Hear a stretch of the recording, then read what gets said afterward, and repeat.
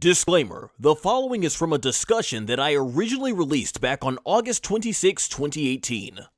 Broly, the legendary Super Saiyajin. So let's start off with his normal form. So originally, we talked a little bit about Broly earlier with Kale and everything. So Broly looks more ancient here when we look at his normal base form. He definitely looks like he could be very much of legendary status, whereas in the original movie, that Broly did, he looked more like royalty, like a really truly ancient Egyptian god looking character.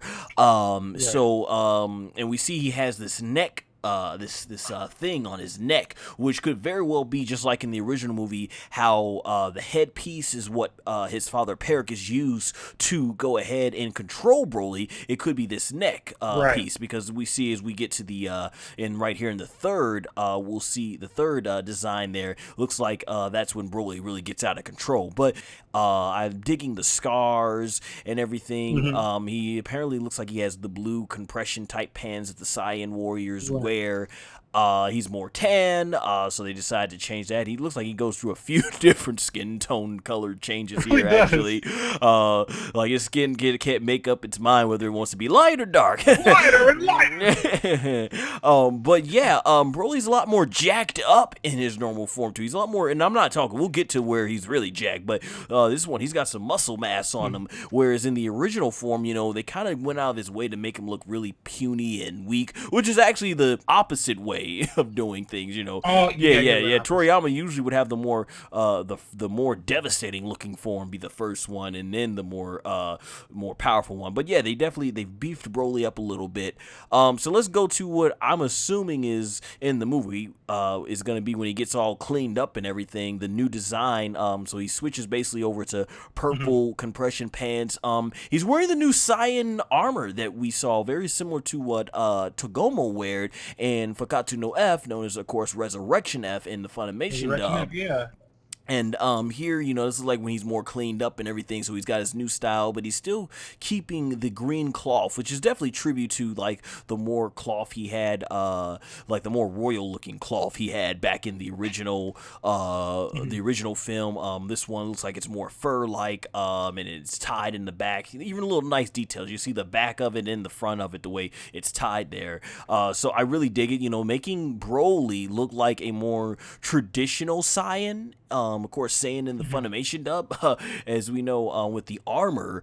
So that was pretty cool. And then pretty much the design stays true up there, so it gets more about the character itself. Yeah, he looks really buff. I think this is the form we might see him that he fight Frieza, where in this trailer Frieza was like, "What the?" After he said his power is magnificent, and then what the? So looks like in the third from here, when the neck brace or whatever comes off, that's when Broly starts getting jacked and his hair starts sticking up. I have no idea what this is. This is his form before he reaches Super Saiyan, but and we know this Broly is pretty strong because he's given Goku and Vegeta and Frieza a run for their monies in their Super Saiyan blue forms and probably golden form. So yeah, this Broly looks pretty good. This is like, oh yeah, when Broly gets in this state, it looks like he's about to become a lot more stronger. And I should mention, I like the more flowy. I like the more flowing looking hair too that we're getting here with the new Shintani designs. It was very sharp and spiky originally with the previous animation director, which I think his name was Yamamuro. So Shintani's really, as you were telling me off screen before we started recording this, really going ahead and making the characters look more lively and up to date. And then we get to his Super Saiyan form, just golden hair basically, but once again it looks really good. It looks like traditional Super Saiyan, what we've been used to, so that's always cool because, hey, Super Saiyans is one of the biggest reasons why I think this franchise is as popular as it is. And then my final thoughts here on a course, which I don't know if it's going to be called Berserk or the legendary Super Saiyan form. It's really cool to see Toriyama bring back a giant muscle design. So he is really buff and jacked, looks very similar to the traditional Broly that we all know and love. And here you see the armor must get destroyed at this point, and the new hair, basically, like I said, the new designs from Shintai looks awesome. This is the closest we are looking at the newer Broly, but I think it looks fantastic, honestly. The scars definitely make it look like Broly's just been through some wars. Like yes, this Broly's been in some battles, and he's got the scars to prove them and everything. So I think a lot of questions. Do I like this? The older Broly, like I said, he looked more like he came from royalty. This Broly looks more ancient, like he really is legendary from something. So it's going to be interesting to see where the story goes. But I actually do like the nice green and purple complementary colors. I think that's awesome. Yeah. It's really cool to add that on there. And yeah, that's my thoughts on the new Broly character designs. I think it looks awesome. I think it looks good. It definitely fits more of a legendary status. I can't decide right now if I like this more. I feel like there were a little bit more detailed designs with the original look, but this is more simplistic, and honestly that's what these designs have done. They've simplified things a little bit more, but I think it still works, it fits, and it definitely lives up to the name legendary if that's the direction they're going. So overall though, I'm very well pleased. With that said in mind, I'll let you finish up, Matt. Let's hear your thoughts on the Broly designs, starting from left to right here. I like in the beginning, the first image of Broly to the left. I like his complexion, honestly. Like you said, it shows the legendary, more of the ancient kind of Saiyan. I like the method of the scarring around his body. They didn't go too far with it. They just put a few on him, which is more realistic. Like I like that quality. Because when you see, Dragon Ball, you don't really see any characters with so many scars on their body. Especially Saiyans, you don't really see that much. But with Broly, I like they add that to his anatomy. I like the way the cloth around his waist is not too long. It's even behind his knees, going down to his calves behind him. I think that's one of the really coolest qualities about him, honestly. That's really cool. He has the cloth alone looks really cool. The neck piece, I thought that was a good add-on, too, like you mentioned before, how he had it similar in the beginning, and they add that again. It's more basic, of course, but I like it because it's kind of how the Saiyan armor, how their their clothing and everything is. It's nothing too over detailed. It's simple. It has a color, it has a pattern. It's nice. Moving on, as we go on to the right, the next image. I like the color. I can't lie. The color of the tights, the green, everything complements the way it looks on his body. His hair, of course, definitely like the way his hair is compared in the beginning, how they showed his character on screen at first. I'm not going to lie. His hair is way better to me than before. Boots, everything is just really getting better as it goes on. In this tone, moving on, I like the way the tone is lighter. I know it's kind of weird, but like you said, you mentioned to me how the energy within lightens their skin and, as they get more powerful, and that makes sense. I'm glad they didn't go too far, making it so bright, because, if you remember back in the early Dragon Ball series, the skin would get so bright, it's like basically almost near white. Yeah, it was like when Sheamus gets the spotlight put on him. Fella! Yeah. Oh! No.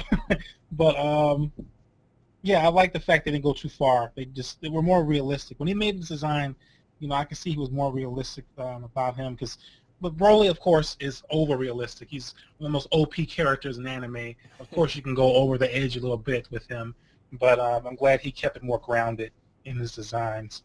The next one, where he's more bigger, definitely just near full-on Broly, but he's still, as you can see from the complexion, the way his body is, he's more still near his basic form.